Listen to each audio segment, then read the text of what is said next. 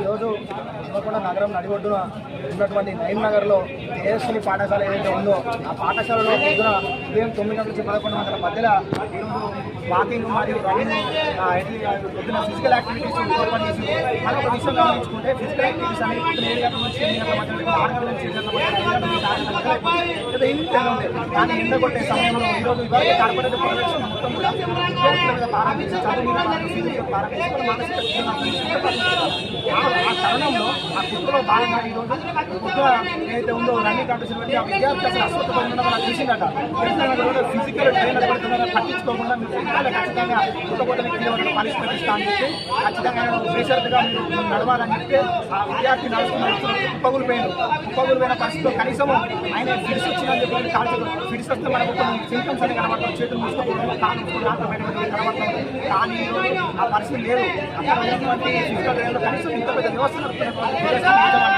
ఖచ్చితంగా కనీసం నచ్చి పెట్టుకోవాలి చర్య తీసుకోవాలి.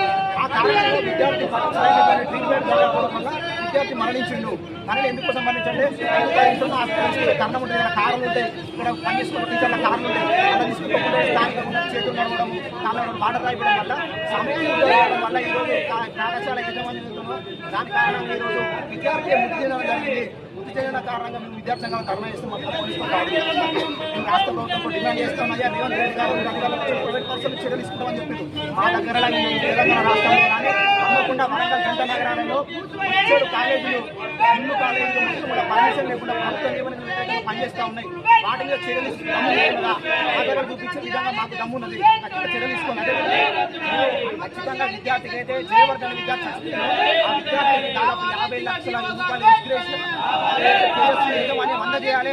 అదేవిధంగా పాఠశాలలో ఏ విద్యార్థికి రావద్దని చెప్పి కూడా విద్యార్థి సంఘాలకు డిమాండ్ చేస్తామని కోరుకుంటున్నాం.